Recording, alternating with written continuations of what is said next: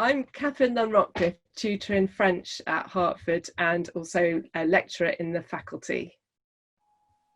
Hello, I'm Oliver Noblewoods, tutor in Spanish at Hertford. Hello, I'm George. I'm a first year undergrad at Hertford studying Spanish and Portuguese.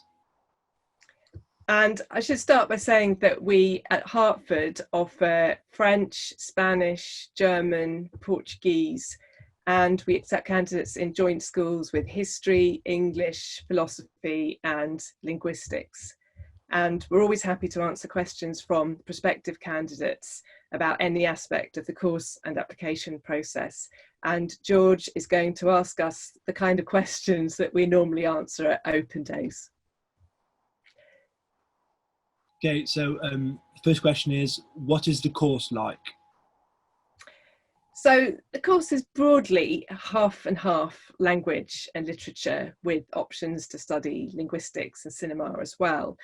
But there's obviously a lot of overlap between the literature and language parts of the course, because you're reading novels in the language and so learning a lot of vocabulary from that.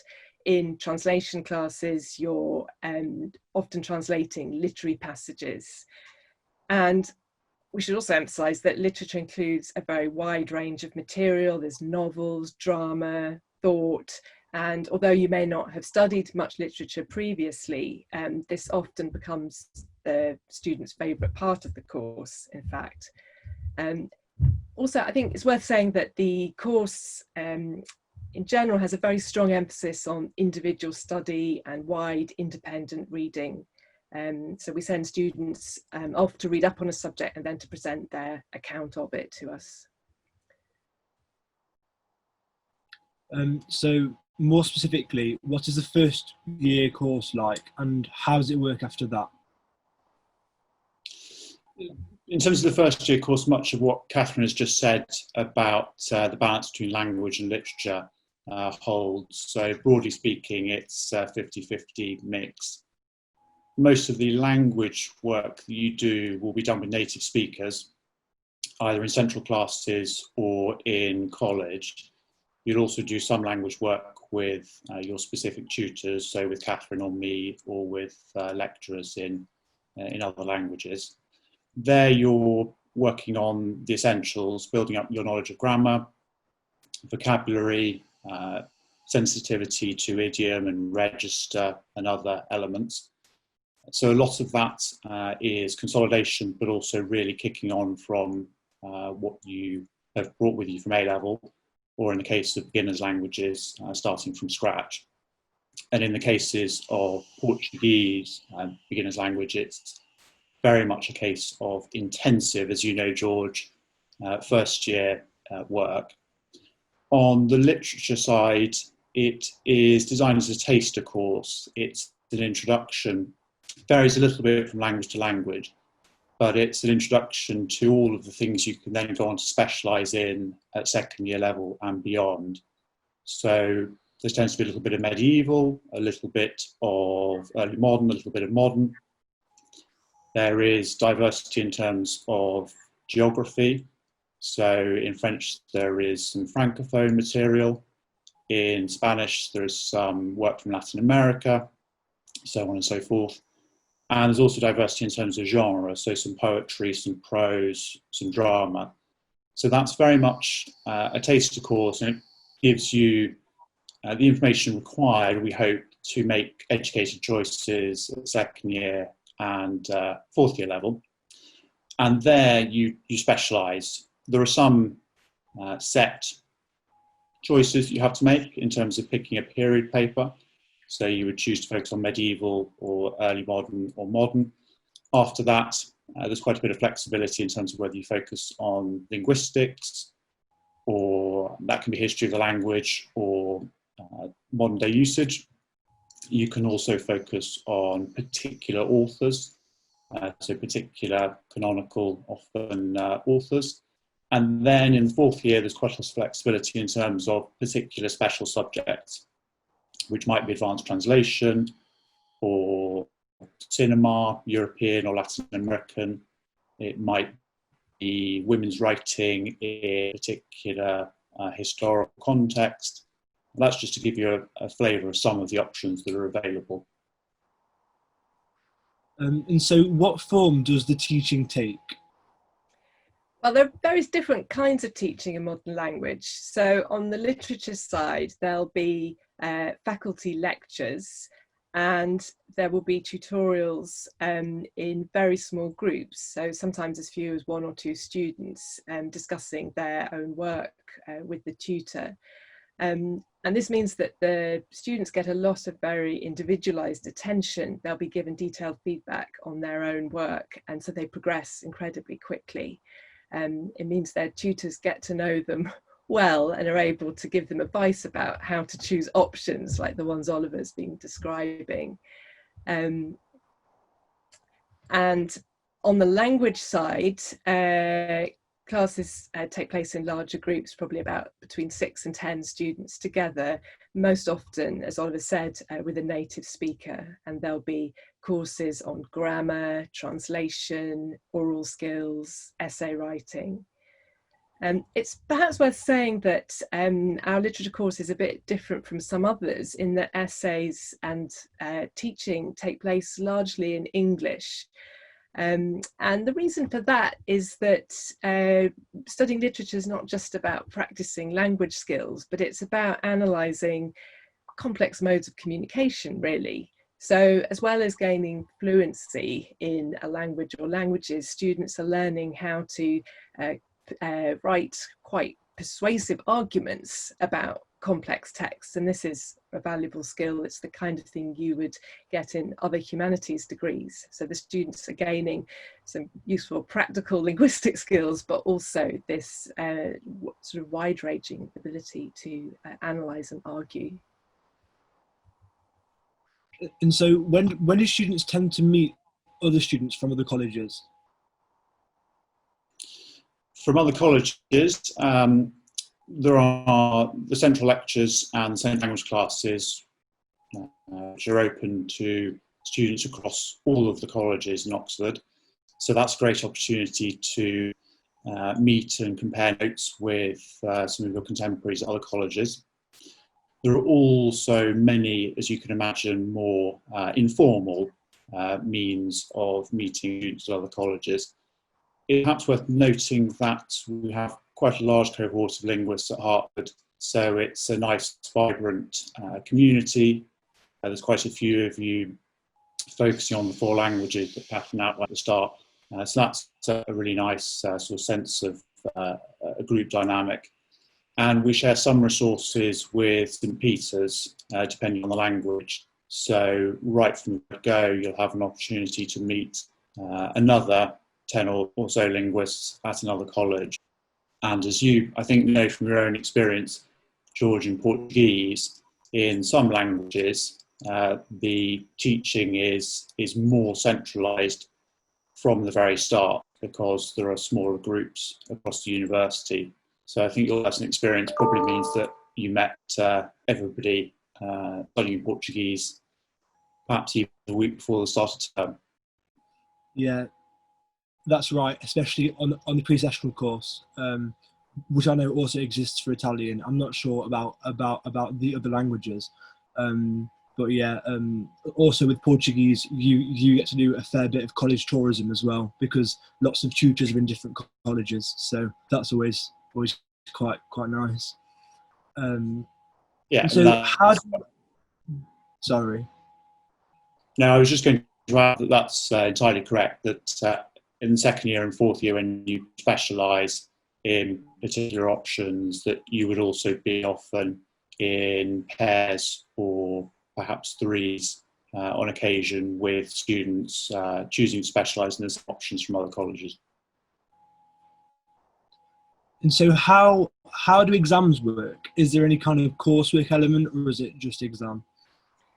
So at the end of the first year, there are exams, no coursework, but the first year exams don't count towards your final degree. It's just to consolidate that first year work. And then the rest of the course is examined at the end of the fourth year with a mixture of exams, and depending what papers you choose, some papers are examined by coursework, and there's the option of offering a dissertation as well. This might seem to put rather a lot of pressure on the end of the course, but I think it's a time when students really start making connections between different subjects and between different areas they've studied, and it's often a really exciting time where they synthesize what they've learned. Our current fourth years have just emerged unscathed from this process, and I think found it interesting. In a good way. Indeed. How do students spend the year abroad? That's another of the, certainly from my own personal experience, exhilarating aspects of the course. A wonderful opportunity. In terms of what people actually do, there's a huge range of options and experiences, from teaching English as a foreign language to working or studying rather at a university, to particular work placements, anything from journalism to legal profession, also charitable work, the voluntary sector. So if I just think of some recent examples, people working at the Flamenco Museum in Andalusia, and this is just thinking about my own sort of Spanish context, Flamenco Museum in Andalusia, or particular charities in the middle of Paraguay. Some of those schemes are centrally organised, either inside the university or through collaboration with particular institutions abroad, or by external parties. Other opportunities come through more indirect means, and I think it's saying that we would support you in anything you chose to do, so long as we were confident that you were going to use the language or languages that are relevant in your case at an appropriate level on a day-to-day basis. So our role is to enable you to make the most of the year abroad and to do what we can to support you to the best of our abilities. And what kind of prospective applicants do now to make their applications stronger? Since an important part of the course is reading widely, I think anything you can do to read and demonstrate your interest in reading will be useful to you. I think it's important not to worry about feeling you have to include certain things in your application or that you need to have read certain books. That's absolutely not the point. We're looking for interest and for people who've thought about what they've read. And so I think anything you can do to demonstrate that would be valuable at this stage.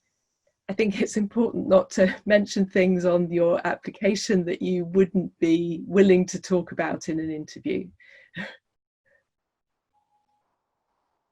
And so what kind of things do tutors tend to ask in interviews?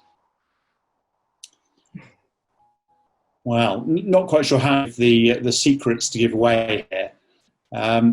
I think it's fair to say that the skills we are testing are consistent from one interview to the next, or from one particular language to the next. So just to pick on what Catherine was saying a few seconds ago, we're looking for interest and aptitude and commitment. We're not looking for prior experience or already acquired knowledge. So it's not a question of acing the grammar tests or coming in with very, very detailed knowledge of sophisticated literary terms. That's all stuff that you can work on whilst in Oxford.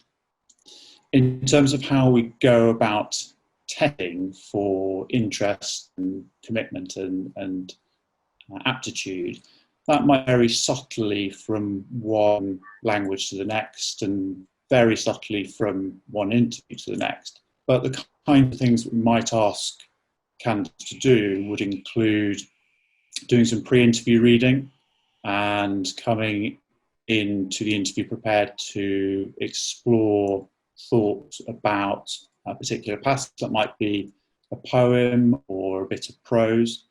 It's important to stress that there we do not expect any prior knowledge of literature or the study of literature to know much about exploring your own thoughts on that particular passage based on the pre-interview reading.